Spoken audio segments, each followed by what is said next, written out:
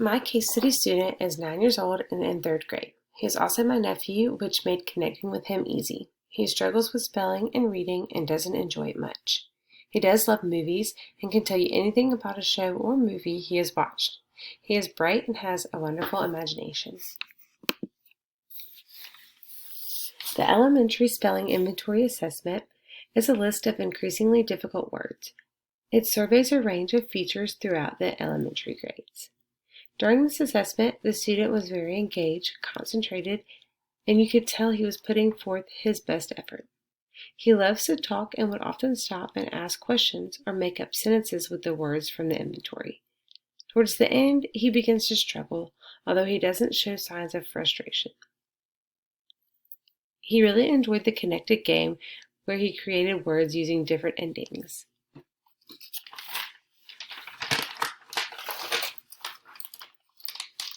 The scores from the ESI indicate the student is in the early within word pattern stage.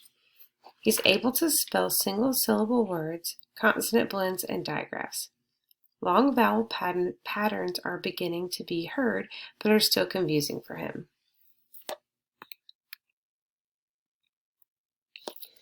The first instructional recommendation I have for my case study student is to use teaching phonics through sorting.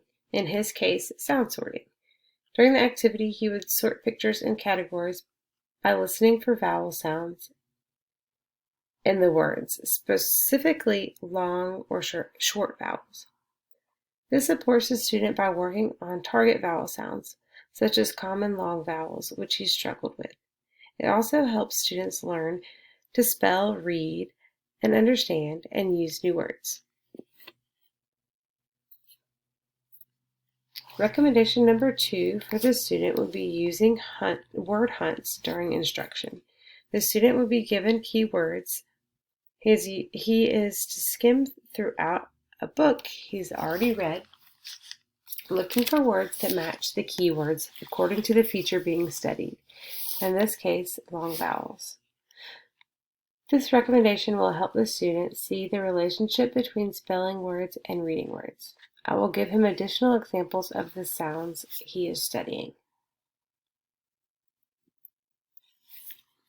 The core vocabulary screening measures how well students know the meaning of grade level words they read silently. My case study student was not excited about this assessment. This didn't surprise me because I know he has some struggles in this area. He was very sure of himself when he knew an answer. If he didn't know a word, he wouldn't even attempt. Once again, he loved the engage and connect portion of our meeting.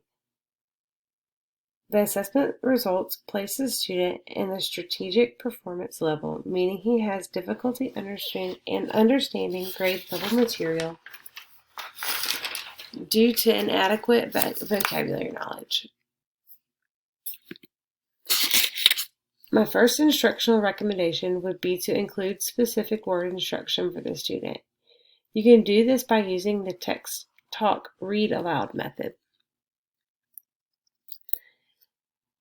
You would introduce specific words through read alouds or independently read text, using the 3-tier system as a framework to identify appropriate vocabulary for the student, focusing instruction on words that are partially known because they are more likely to be learned.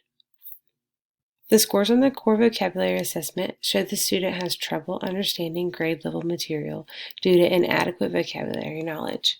This will support our student by helping to expand his word knowledge and enhance comprehension of grade level texts.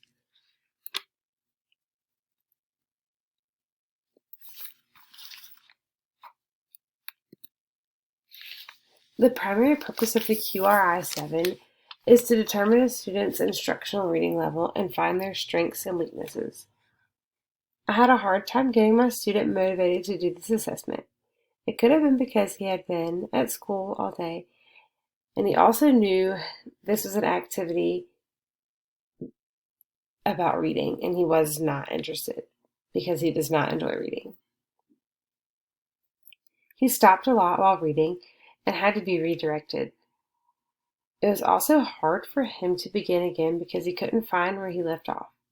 If there was a word that was unfamiliar to him on the word list, he made no attempt to figure it out, as well as in the passage.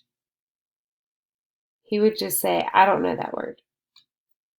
He did a good job at retelling the story, but struggled with the comprehension questions.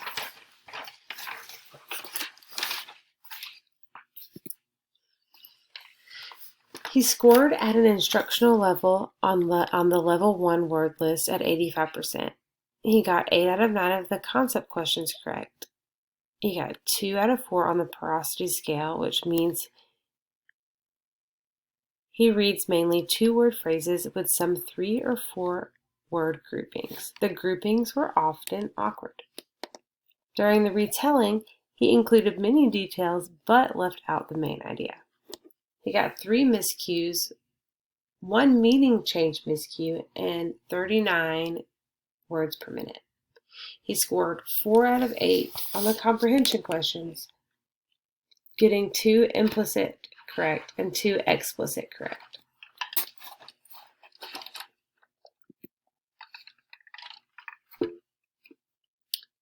One instructional recommendation I have is called "Does it engage me?" This will help the student pick texts he will enjoy reading. For this activity, the student would read the first page of a book. You would ask them to notice whether they feel like the book grabbed their attention and if they felt excited to read it. They would then ask themselves if they could see the topic and if they want to find out what comes next. If the answer is yes, then the book is a good fit. Carter doesn't like reading, but needs to in order to strengthen his vocabulary fluency and other aspects of the 5 pillars of literacy. This supports him by teaching him strategies to find books he will enjoy, encouraging him to read.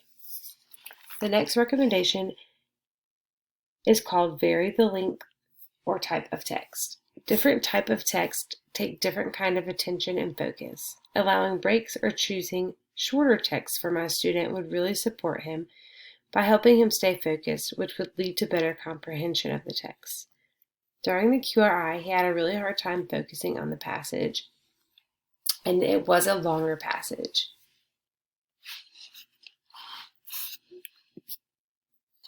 In conclusion, Carter needs support in all areas of the 5 pillars of literacy: phonemic awareness, phonics, fluency, vocabulary, and comprehension. He is reading below grade level and has limited vocabulary knowledge. He has to concentrate hard on the words of a text, making it more difficult to comprehend. Support in phonics will help him begin to decode words by breaking them down into sounds and syllables. My case study student is bright and willing to learn. This willingness to learn will help him when it comes to supporting his areas of weakness. His curiosity to ask questions and talk is also something that will help him build vocabulary. The key will be connecting with Carter and making sure instruction taps into his prior knowledge and interests. Reflecting on my learning, I found it's really important to be intentional when planning and teaching. Making connections with your students is also important.